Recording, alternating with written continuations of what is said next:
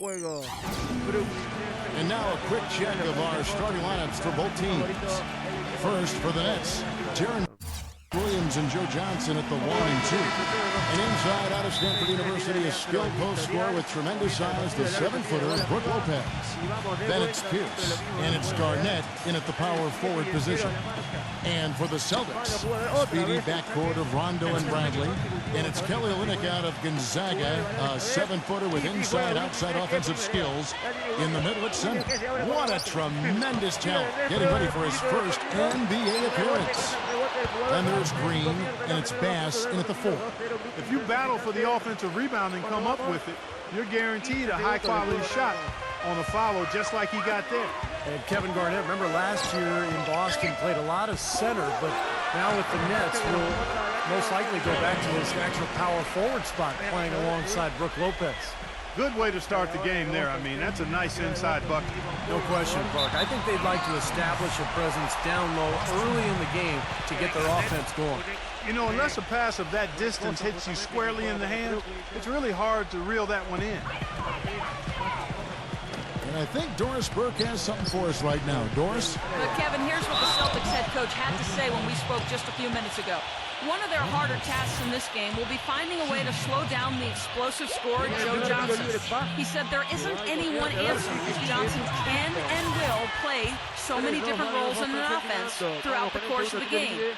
He said he can initiate plays as well as finish plays. We'll just have to make sure we don't lose track of them. Guys? All right, Doris, thank you very much. And at the free throw line, it's all about consistency with him. Same routine, same stroke. You mentioned Kevin Garnett at center.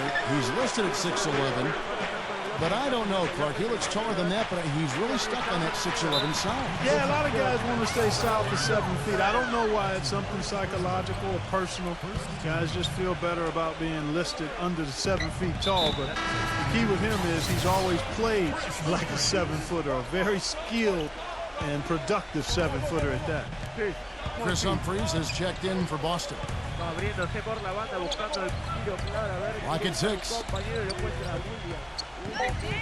Hit his leg, and it's whistled a kick.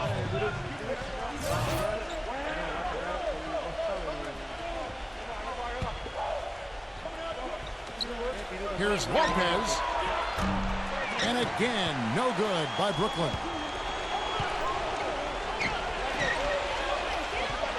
Here's Bradley. Offensive rebound. Here's Rondo. Oh, and that one, no question, powered it down. Boy, I tell you, that's outstanding determination to track that rebound down and fight his way to the bucket for the throwdown. Clark, that is the effort they're going to need for the rest of this game. And not just on the offensive glass, Kevin, but all over the floor. You know, one of the worst things to see is a young, speedy, dynamic point guard go down with a torn ACL. It happened to Derrick Rose in 2012, and last year, Rajon Rondo was the victim. Here's Bradley, following the score by Kevin Garnett, and the foul called on Joe Johnson. That's his first foul. Andre Blatch, he's checked in for the Nets. Goes back up, and it's laid in by Wallace. Wallace has got his first points in this one.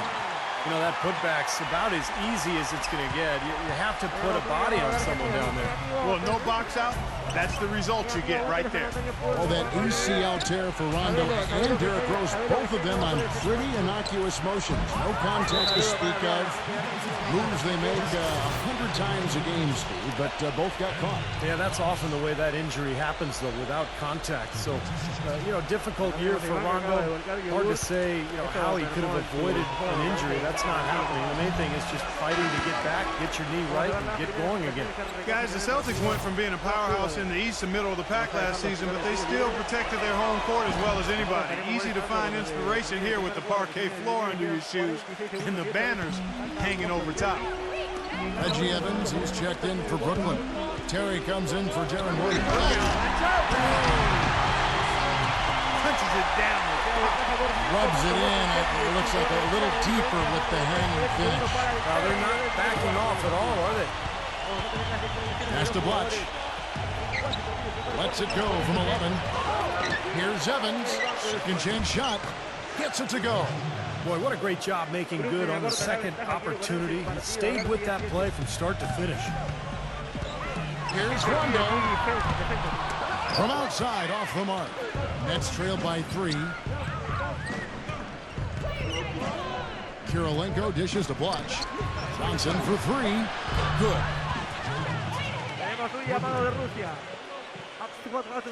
First quarter of play. We're about 3 minutes in. Rondo kicks to Humphries. Back to Rondo. With 1 on the clock. Tie game in Boston. We'll get things started in the second quarter when we return. El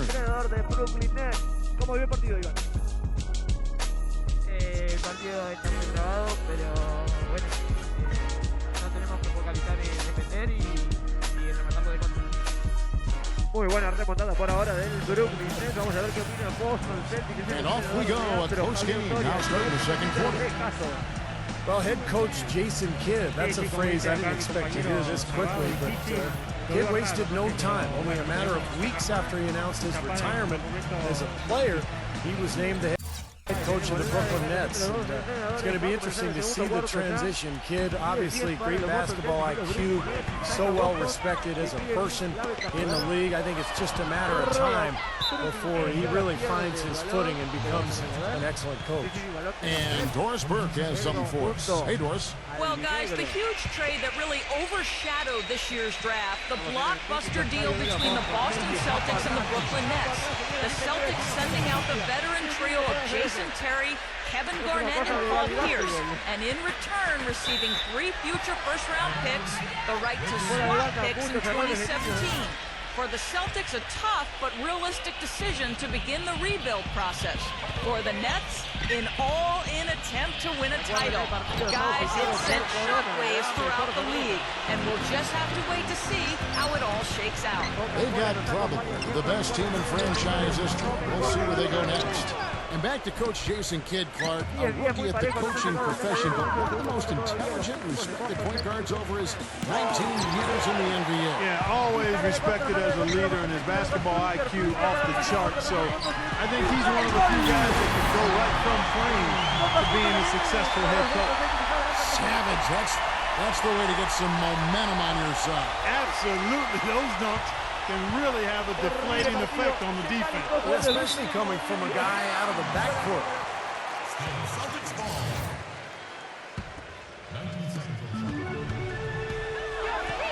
Lee outside. Back to Rondo. Nice ball movement by Boston. And Jared Sullinger, the bucket on the assist by Rondo. And the first timeout called of the game for Brooklyn. A big change for the Nets, who stormed up the leaderboard in the East and even had a chance at taking a very tough Atlantic division last season. They actually were in the picture for the title until the end.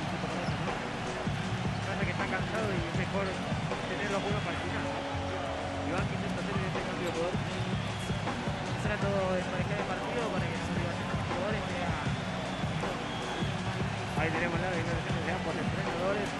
Brooklyn Nets, Boston Celtics. Quedan 25 And Brooklyn making a change here. Anderson's checked in. Just over a minute gone here in the second quarter.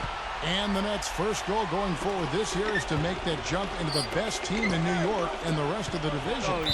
Steve, a lot of strong teams in the Atlantic, but they do well against them. Yeah, last year they had the best interdivision record than anybody in the Atlantic. So, you know, if you can take care of business within your division, it always puts you in a good position down the stretch.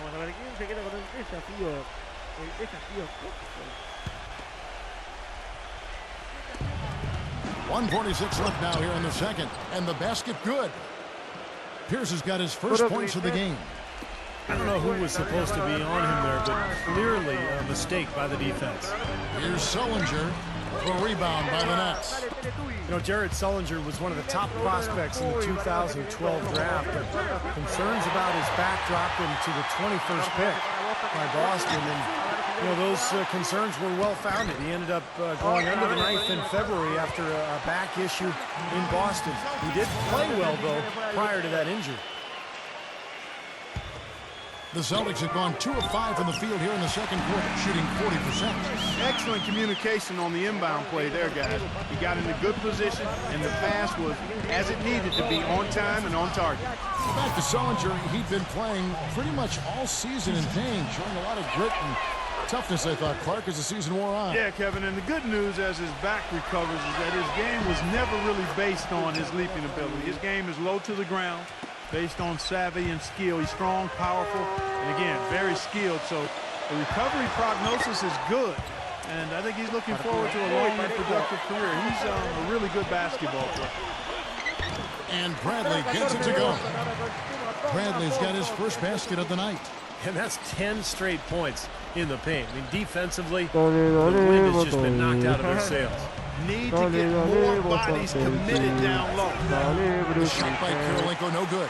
Boy, for my taste, he's far too inconsistent with that shot. He's got to make those if he's going to take his game to the next level. Well, they've been so effective when they've been able to get the ball inside. Some real shortcomings from this defense. I mean, they've given up 5 straight looks in the paint. And pushing it up, here's Boston. And finished off by Sullinger. Boy, I love it. Active hands on the steal, active feet on the fast break. And Clark power on the dunk. And guys, this is just too close of a game to be giving the ball up like that and then failing to get back in transition. And the call will be against Allen Anderson. That is his first foul of the game. Yeah, he had not established position. You know, I prefer the refs to whistle the block when in doubt. I thought that was a good call there. Wallace against Pierce. Kicks it out to Bradley. A chance there to push it to double digits, but it's off the mark. And so we wrap up the first half. Celtics And now, brought to you by Sprint. happy to have you. The Sprint Halftime Report, presented by Sprint. And as we return a view of the beautiful skyline of downtown Boston. You know, last season for the Nets, high expectations, guys. They were the runaway pick to be the most improved team in the league, and ownership stressed that their goal was nothing less than a championship. They had a bumpy stretch at one point, steadied themselves, but still a third head coach now in the span of a year. Celtics leading by 8. Let's go now to the sideline and catch up with Doris Burke. Hey, Doris. Well, guys, Andre Kirilenko has signed a contract with the Brooklyn Nets after playing a year with his old team, CSKA Moscow, in 2011-12. He said, with the condensed season in the NBA, it was a great chance for me to play in Russia in front of my family and friends while I'm still in my prime. And guys, he won the EuroLeague MVP. Now, back at it in the NBA. Nice to have him back. Thanks, Doris. And when the coaching change was made for the Nets, a lot was made of some of the comments by Darren Williams. Steve admitted that he'd been more comfortable with the offense in Utah. Well, which is kind of ironic because when he was in Utah, sometimes he complained about the style of play. I think the big thing is for Darren Williams, his teams just have to win, and he has to lead. He's being paid as a superstar, and it's up to him to lead his club, and I think that's what he's trying to do this year. And the basketball Olympic. That's the way to work the ball in close to the hoop, guys. Nets trail by 14. On deep. It's rebounded by Banks. You know, they're not totally dominating the glass, but they're definitely doing enough to keep this lead right where it is. Well, if you're doing enough good things and you're maintaining at least a slight edge on the boards, you're usually going to be in pretty good shape. Everything working for them out of the half as they've hit 4 of their first 5 shots. Timeout called, the Nets. You know, it's always strange to see how a team will react when they lose one of their biggest stars. Last season, the Celtics were thought to be dead in the water when Rondo tore his ACL, but they actually rallied and went on the winning streak after the injury. Williams for 3. Offensive rebound. Burnett kicks to Williams. Buries the long-range jumper. The thing you notice right off the bat from the statistics, just his three-point percentage. I mean, it's a terrific number, and it's a combination of things. Good shot selection, his mechanics are solid, and his movement on the perimeter is outstanding. And maybe above all else, we should really mention just what a fantastic setup man he is. So many of their baskets come as a result of one of his assists. Well, Clark, as you said with Rondo and the Celtics, they would go on to win the next 7, right after his injury, and overall Steve played better than expected the rest of the way. Sometimes that's the way these things go, Kevin. A star player goes down, everybody else kind of steps up, and instead of feeling sorry for themselves, they use it as a rallying cry. And all those role players for Boston really picked up the extra slack, and I thought they made a great push to end that season after the Rondo injury. Takes the three, gets it to go. Williams has got 9 points now in just the second half. Boy, they have been terrific from beyond the arc here in the second half. You look at the percentages, good number. Just what the pharmacist prescribed. Those three-point bombs will erase the deficit quickly if they keep it up. Exceptional play to take the bump and still get it up and down. Yeah, way to stay with it and look to finish the play right there. Well, you know, last season I think officially brought the immediate championship aspirations of the Celtics to a close. The 7th seed in the East, dispatched in the first round by the Knicks. The rebuild was on in full cycle. Garnett the pass to Johnson. Williams. Lopez kicks to Williams. Again, the miss by Williams. More often than not today, those shots have not dropped for him. Again, Rondo missing. And he continues to search for his rhythm. It's eluded him to this point. That's good. And 12 points for Deron Williams. This is incredible. It's been a three-point barrage since halftime. Yeah, whether by design or by accident, it has been impressive. Trying his luck deep. Another shot. And they will get the basket here, folks, as they rule goaltending. He got there late, but you do have to like the aggressiveness to go after the block. But that one's going to count. Back to Blotch. Lets it fly. And again, no good by Brooklyn. Here's Sullinger. And no good trying to get that one. And as we end the third quarter, a double-digit deficit. Welcome back, everyone. We're ready to get going again as this presentation of the NBA on 2K Sports continues. Players are topped off with Gatorade, hydrated, and ready to get going again as well. And a moment to look at the scoring approach in terms of where the points are coming from for the Celtics. Anytime you get as many points in the paint as they have, you know you've got a good thing going, and you just want to keep it going. The other thing they're doing, guys, is forcing turnovers and then creating points offensively as a result. And that's a foul called on Andre Blotch. That is his first foul of the game. The Nets making a switch here. Rondo kicks to Olynyk. The drive by Green. Humphries off his leg. And it's being called a kickball. Deron Williams is checked in for Jason Terry. On defense, Brooklyn. They trail by 11. The Celtics working the ball around now. Williams for three. Gets it to go. Williams has got the fourth quarter going with the first basket of the period here for the Nets. Now Rondo. Williams with the block. Out of bounds. Celtics ball as Boston keeps possession. Brook Lopez is checked in for Brooklyn. Fourth quarter of basketball. We're about a minute into it. And the officials call goaltending, so they'll award the basket. He thought he had that one clean, but the ref saw it differently. They'll count the basket. Nets trail by 10. Johnson outside. Back to Williams. He dishes it to Garnett. Three-pointer. Rebounded by the Celtics. Olynyk's got his fourth rebound in this one. The pass to Bass. Green left side. Shot is no good. The Nets go the other way with it. Here's Williams. They get it again. From deep three-point range. Williams with another miss. And I'll tell you what, this has been one ugly quarter for him. And it keeps getting uglier. I mean, his touch has basically gone AWOL. And out of bounds as the Nets gain possession. Man, I don't know what happened right there. He just basically walked out of bounds. 1:22 left here in the fourth quarter. He feeds it to Johnson. Pierce, guarded by Green. Johnson kicks to Williams. Another miss by Williams. He's been anything but his usual self this quarter. It's actually been ugly to see. It's stolen by Johnson. In transition, here come the Nets. Williams can't hit. I don't know if it's just me, but he's looked a step slow since the start of the quarter.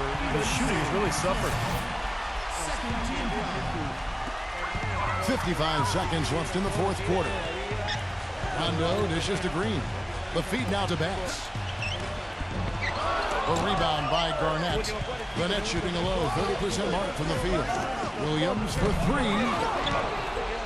Shoots over Bradley. Foul call that time on the way up. That'll give him 2 chances at the free throw line here. Take a look at what Williams has done. 15 points and 1 rebound. He's carrying them right now. He scored over half of their points. It's like a one-man show out there, guys. A platoon swap here for Brooklyn. And that one goes in. 2 from the line that time. We're in the fourth quarter here. Just under 2.5 minutes gone. Wallace with the ball. Now Kirilenko defending. Well, they call him Crash for a reason, Kevin. I mean, his ability to create havoc on the floor, diving for loose balls, getting offensive rebounds. He's just got that combination of size and speed at the 3-4 position that is really tough to deal with. And his athleticism really elevates that hustle play of his to an elite talent. I mean, he covers a lot of ground getting in passing lanes. And one other thing is when he gets in transition, we all know he can finish. Up and in on the layup. And the Celtics lead by 9. Well, that puts the nail in the coffin. A clinic in terms of how to play with the lead right there. There's Williams with the 3.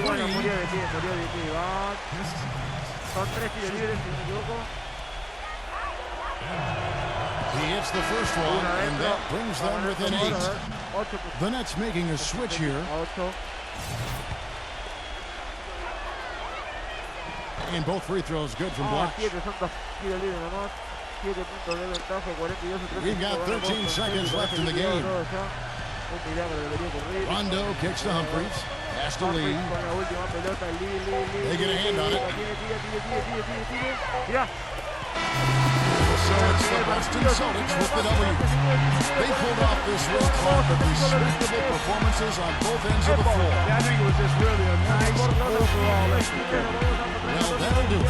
For George Berg, Steve Curry, Mark Kellogg, this is Kevin Harlan saying so long. We'll see you next time. And as we leave, we give you our Jordan Player of the Game, Kelly Olynyk.